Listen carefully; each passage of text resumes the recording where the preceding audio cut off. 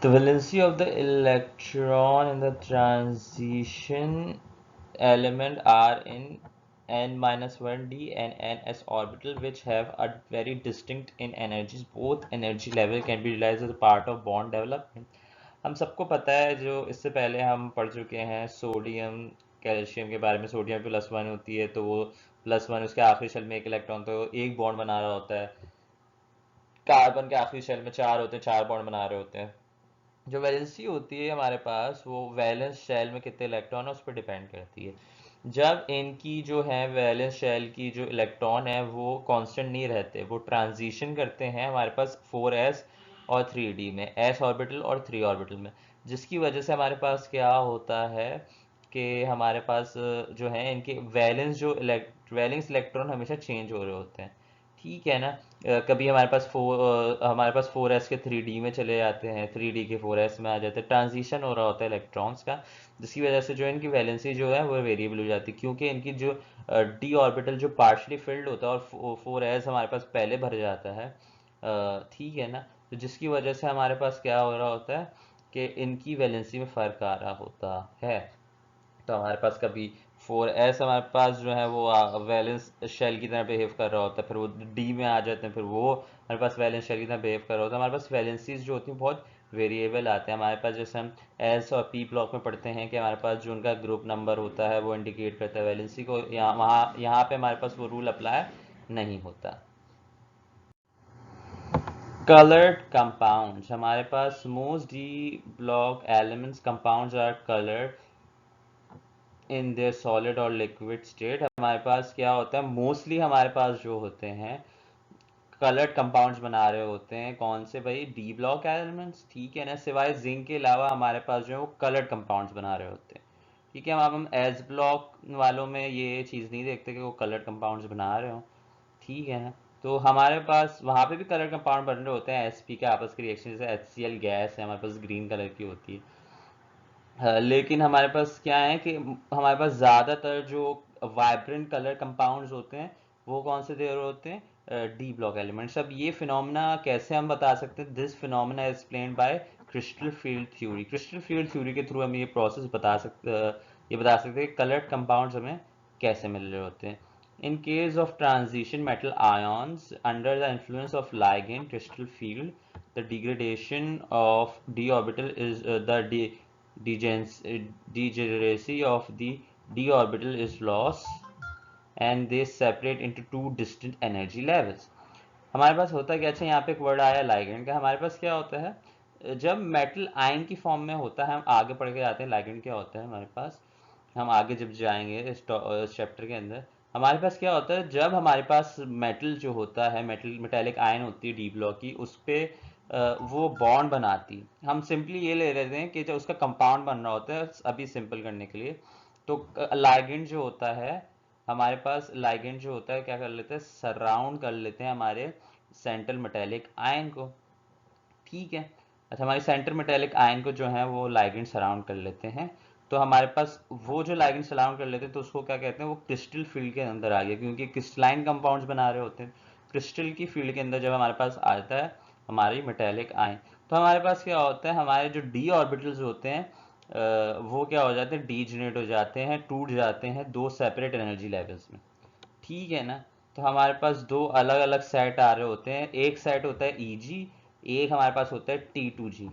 Eg और T2G, क्योंकि हमने p ऑर्बिटल्स पढ़े नहीं है और हमें पढ़ाए नहीं जाते, हमारे कोर्स के अंदर नहीं है, बट यहाँ पे d ऑर्बिटल्स का जिक्र आएगा। हमारे पास 5 डीजेनरेटिव d ऑर्बिटल्स का जो है वो जिक्र आने वाला है। ठीक है। तो हमारे पास कौन से? dx² - dy² and dz square. ठीक है। ये हमारे पास जो है ये अलग हो जाते हैं, और हमारे पास dxy, dxz and dyz orbitals जो हैं ये दो अलग अलग एनर्जी लेवल में हमारे पास। सिंपली हम ये कह सकते हैं कि दो सेपरेट एनर्जी लेवल में हमारे पास जो डी ऑर्बिटल्स हैं वो टूट जाते हैं, एक अपर एक लोअर। ठीक है। उसके बाद क्या होता है? When white light is indicated, या सनलाइट, या जो हमारे पास नॉर्मल लाइट होती है वो उस पर इंसिडेंट होती है, और transition metal ion the electron in the lower energy orbital d orbital set absorbs certain radiation and gets promoted to p orbital set of a higher energy. the transmitted radiation devoid of the absorption radiation in the complementary color of absorbed light। इसका मतलब क्या है कि हमारे पास जब d orbitals पे light incident होती है, लाइट पड़ती है ऑब्वियसली, तो क्या होता है, जो लोअर एनर्जी से हमारे पास हायर एनर्जी में इलेक्ट्रॉन मूव करते हैं। ठीक है, हम ये ज़्यादा अच्छी समझ सकते हैं with the help of a diagram. हमारे पास with the help of diagram ये ज़्यादा अच्छी क्रिस्टल फील्ड थ्योरी समझ सकते हैं। हमारे पास ये जो डीजेनरेटिव ऑर्बिटल्स होते हैं, ये जब फ्री आयन में होते हैं तो इनकी एनर्जी लो होती है। फिर उसके बाद जब ये बॉन्ड बना रहे होते हैं, कंपाउंड बना रहे होते हैं, तो उसके बाद इनकी एनर्जी बढ़ जाती है। जब ये कंपाउंड बना रहे होते हैं तो उसके बाद क्या होता है, ये जो ऑर्बिटल्स होते हैं, हमने पहले बताया जिस तरह से कि ये दो अलग अलग एनर्जी स्टेट्स में डिवाइड हो जाते हैं। ठीक है, एक Eg और एक T2G। तो Eg जो होती है वो हायर स्टेट होती है और T2G जो होती है वो लोअर स्टेट होती है हमारे पास। ठीक है, तो हमारे पास नीचे के ऑर्बिटल्स और ऊपर के अलग अलग ऑर्बिटल्स अलग अलग एनर्जी लेवल के होते हैं। ठीक है ना। अच्छा भाई, तो हमारे पास क्या होता है कि इन दोनों का जो एनर्जी डिफरेंस होता है उसको हम कहते हैं डेल्टा नॉट। डेल्टा नॉट जो होता है इन दो ऑर्बिटल्स के जो लेवल्स हैं Eg और T2G के, ये क्या होता है, डिफरेंस होता है, दैट इज डेल्टा नॉट। सही। होता क्या है जब इस पे व्हाइट लाइट इंसिडेंट करती है, व्हाइट लाइट तो हम दिखा नहीं सकते ऐसे, तो मैं ब्लैक से दिखाऊंगा। जब हमारे पास जो है, जो व्हाइट लाइट जो है वो इंसिडेंट करती है किस पे, बस लोअर एनर्जी के इलेक्ट्रॉन को। सही है ना। तो क्या करता है, वो एनर्जी इससे गेन करता है और वो एक अपर हायर स्टेट में चले जाता है। ठीक है, एनर्जी गेन करके हायर स्टेट में थोड़ी देर वहां पर रिजाइड करेगा। उसके बाद क्या होगा, जब उसकी एनर्जी यूटिलाइज हो जाएगी, तो जब फिर उसके बाद क्या होगा, वो नीचे वापस अपने ओरिजिनल जो उसकी एनर्जी लेवल था T2G में, उसमें वापस आ जाएगा। ठीक है ना हमारे पास। तो जब ये हमारे पास वापस नीचे आएगा अपने नॉर्मल स्टेट में, तो क्या होगा, जितनी उस इलेक्ट्रॉन ने एनर्जी गेन की थी ऊपर जाने में, ऊपर वाले स्टेट में जाने के लिए, उतनी ही वो एनर्जी जो होगा वो लूज करेगा। it will lose the electron की, that will be delta E। ठीक है। अच्छा, इस डेल्टा E के साथ हमारे पास, आपको पता है जब हम लाइट की बात कर रहे होते हैं, रेडिएशन की बात कर रहे होते हैं, तो उनकी एनर्जी के जो फॉर्मूला है दैट इज H न्यू। ठीक है, न्यू। और आपको पता है फ्रीक्वेंसी का क्या होता है हमारे पास, वेवलेंथ से रिलेशन होता है। जो इस एनर्जी की वेवलेंथ, जो इस रेडिएशन की वेवलेंथ होगी ना, सही है, जो वेवलेंथ होगी that will be in the middle of the visible range. ठीक है, 400 से 7 या 730, अलग अलग बुक्स में अलग अलग वैल्यू है। 700 नैनोमीटर की जो होगी वो इसकी वेवलेंथ होगी। ठीक है, और ये वेवलेंथ क्या होती है हमारे पास, विजिबल रीजन की। विजिबल रीजन की ये वेवलेंथ निकलेगी तो हमारे पास क्या नजर आता है, हमें कलर्ड कंपाउंड नजर आते हैं। दोबारा से देख लेते हैं, हमारे पास ये डीजेनरेटेड ऑर्बिटल्स हायर स्टेट में जाते हैं और जब ये बॉन्ड बनाते हैं, कंपाउंड्स बनाते हैं, तो ये दो अलग डीजेनरेटिव ऑर्बिटल्स क्या सेपरेट हो जाते हैं, एक लोअर और एक higher. The lower one is T2G and the higher one is Eg। जब हमारे इन दोनों के एनर्जी लेवल का डिफरेंस क्या होता है, डेल्टा नॉट। जब हमारे पास फोटॉन जो होते हैं वो स्ट्राइक करते हैं लाइट में से लोअर ऑर्बिटल को, तो वो क्या करते हैं, वो एनर्जी गेन करके हायर स्टेट में चले जाते हैं। हायर स्टेट के बाद जब वो वापस लोअर में आते हैं तो they emit the energy they have absorb, they had absorb. जब वो एब्जॉर्ब की एनर्जी को इमिट करते हैं दैट इज डेल्टा ई। ये डेल्टा ई की जो फ्रीक्वेंसी होती है that is between 400 to 700 to 750 कह लें आगे से जाके। ये हमारे पास जो रेंज होती है क्या होती है, विजिबल रीजन की होती है। तो हमारे पास जिस वेवलेंथ की वो एनर्जी इमिट करेगा हमारे पास, वो ही हमारी आंखों में पड़ेगी और हमें जो है वो उसका कलर नजर आएगा। तो अलग अलग हमारे पास वेवलेंथ्स होती हैं, अलग अलग रेनबो के जो वेवगाइड हैं, जो विजिबल स्पेक्ट्रा हैं, उसके कलर्स हमें अलग अलग वेवलेंथ में नजर आ रहे होते हैं। हम देखते हैं हमारे पास नंबर ऑफ अनपेयर्ड इलेक्ट्रॉन पे डिपेंड करता है, क्योंकि हमारे पास पार्शली फिल्ड डी ऑर्बिटल होता है जब भी इतने आराम से हमारे पास जो होती है वो एनर्जी हायर स्टेट में जाके वो उस ऑर्बिटल में रह जाती है, क्योंकि क्या होता है हमारे पास कंप्लीट डी ऑर्बिटल्स नहीं होते, हमारे पास कंप्लीटली फिल्ड डी ऑर्बिटल्स नहीं हो रहे होते। ठीक है ना। तो हमारे पास कॉपर है, टी आई कॉपर और जिंक, ये जो हैं इनके पास नंबर ऑफ अनपेयर्ड इलेक्ट्रॉन क्या जीरो, इनके इस स्टेट में इन लोगों की क्या होती है, हमारे पास जो वैलेंसीज होती हैं वो क्या, उनकी जो डी ऑर्बिटल्स होते हैं वो पार्शियल फिल्ड फुली फिल्ड होते हैं, क्योंकि अनपेयर्ड इलेक्ट्रॉन्स है ही नहीं। जब अनपेयर्ड इलेक्ट्रॉन्स हमारे पास जीरो हैं, ठीक है ना, तो हमारे पास सभी पेयर्ड हैं, तो इसका मतलब सभी पेयर्ड हैं तो हमारे पास डी ऑर्बिटल फिल्ड है। जब डी ऑर्बिटल हमारा पूरा फिल्ड होता है तो हमारे पास क्या होते हैं, कलरलेस। जो जिंक होता है वो हमेशा हमारे पास कलरलेस देता है, ठीक है। इसके अलावा कॉपर और टेलियम हमारे हमारे पास सिर्फ इस वैलेंसी के अंदर हमारे पास जो है वो दे रहे होते हैं कलरलेस कंपाउंड, वरना अब आगे देखेंगे। और जिंक जो है वो हमेशा में कलरलेस देता है, क्यों? क्योंकि हमारे उनके पास डी ऑर्बिटल्स जो होते हैं वो पार्शली वो कंप्लीटली फिल्ड होते हैं, ठीक है। इसके अलावा तो कंप्लीटली फिल्ड होते हैं तो हमारे पास इलेक्ट्रॉन अगर एनर्जी गेन भी कर लेगा तो ऊपर किस स्टेट में जाएगा, सभी चीज़ें फिल्ड हैं। फिर हमारे पास अलग अलग वैलेंसीज हैं, अलग अलग अनपेयर्ड इलेक्ट्रॉन्स हैं, हमारे पास अलग अलग कलर दे रहे होते हैं। वेनीडियम देख लें, वेनीडियम निकल जो है वो ग्रीन दे रहा होता है इस वैलेंसी स्टेट में।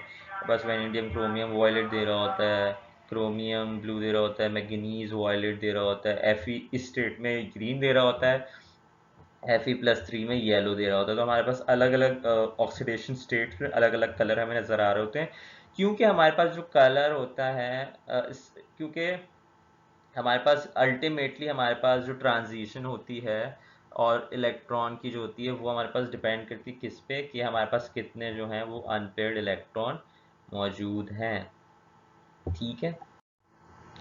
हमारे पास दूसरी property magnetic property, the magnetic property of d block elements are decided by the number of unpaired electrons in it. दोबारा से हमारे पास अनपेयर्ड इलेक्ट्रॉन की बात आ जाती है।